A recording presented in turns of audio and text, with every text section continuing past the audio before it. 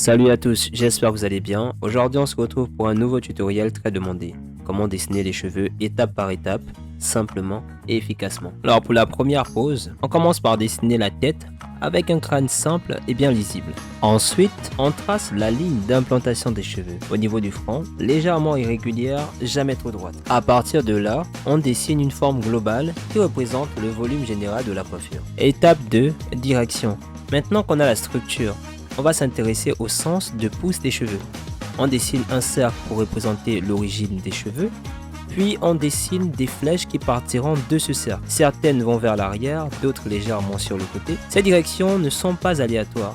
Les flèches nous permettent d'anticiper le mouvement avant même de dessiner les mèches. Étape 3, le dessin final. On duplique le croquis et on utilise le rouge pour dessiner par-dessus les flèches bleues. Le rouge sert à transformer les directions en mèches réelles avec de l'épaisseur. On regroupe plusieurs flèches pour créer des mèches lisibles, puis on passe au stylo noir pour le dessin final. Le résultat est propre, équilibré et naturel.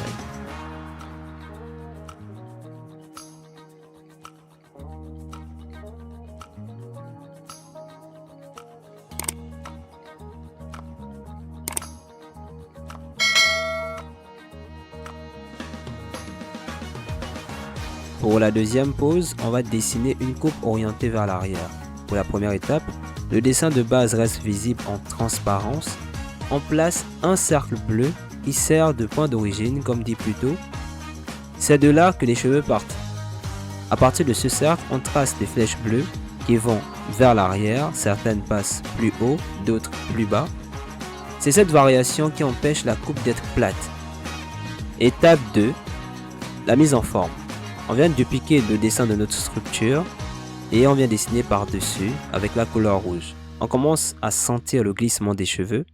Les mèches sont plus longues, plus étirées.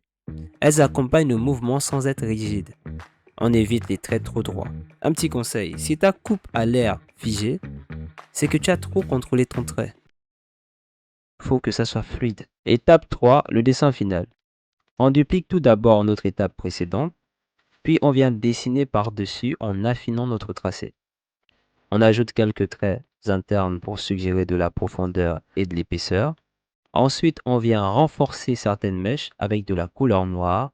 Et on utilisera aussi de la couleur grise pour designer un peu tout ça, histoire d'avoir une coupe très élégante. Le mouvement des cheveux vers l'arrière doit se lire même de loin.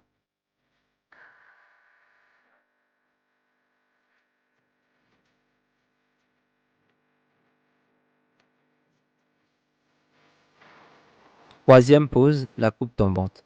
Première étape, le sens général. Le dessin de base reste en fond et à l'aide des flèches, on indique les directions principales des cheveux. La majorité des cheveux descendent, mais pas tous de la même façon. Certains suivent le côté du visage, d'autres passent légèrement en arrière. C'est cette irrégularité au niveau des cheveux qui rend la coupe crédible. Étape 2, masse et gravité. Nous utilisons cette fois-ci la couleur rouge. Les mèches deviennent plus compactes, les formes sont plus proches les unes des autres. On sent que les cheveux s'accumulent et tirent vers le bas. Un bon indicateur. Si ta coupe paraît lourde, alors tu es sur la bonne voie. Étape 3, le dessin final. Après, bien sûr, l'avoir dupliqué. Je pense que vous êtes déjà habitué. Ici, on peut se permettre plus de détails, avec la couleur noire, bien sûr. On travaille les séparations entre les mèches. On accentue certaines pointes. On joue avec l'épaisseur du trait pour donner de la profondeur. Au final, les cheveux ont du poids, ils tombent et on doit le sentir.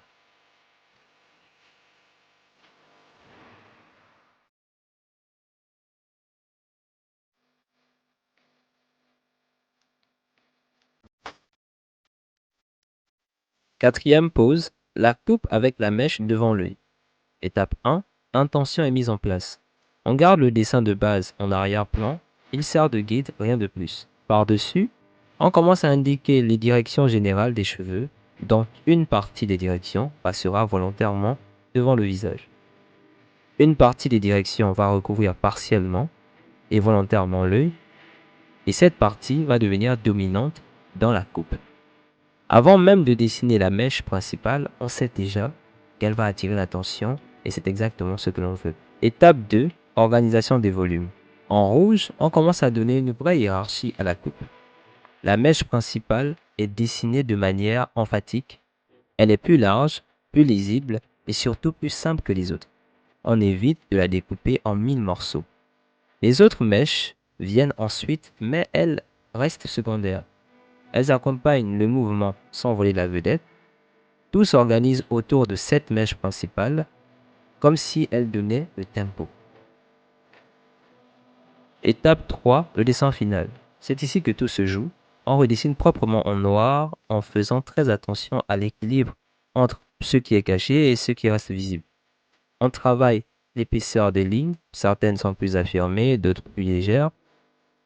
C'est souvent ce genre de détail, une mèche bien placée, un œil partiellement caché, qui transforme un dessin correct en un personnage marquant. Ce n'est pas juste des cheveux, c'est une intention. La mèche devant l'œil change totalement la lecture du visage et l'émotion d'un personnage. Cinquième pose, la coupe libre est plus stylisée. Étape 1, énergie et direction.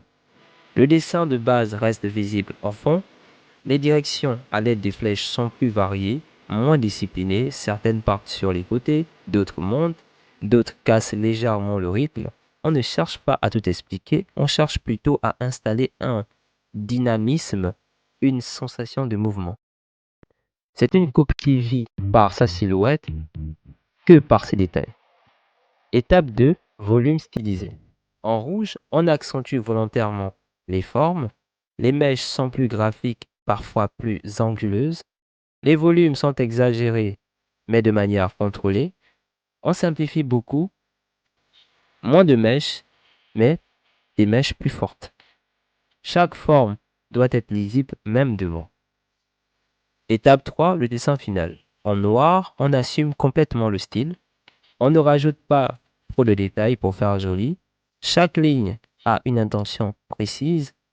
On joue avec l'épaisseur des traits.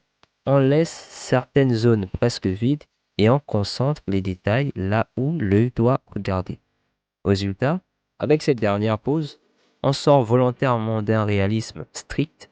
Ici, on cherche plus une énergie visuelle qu'une coupe crédible dans la vraie vie. Et voilà, avec ces poses, tu comprends maintenant une chose essentielle. Les cheveux, ça ne se copie pas, ça se construit.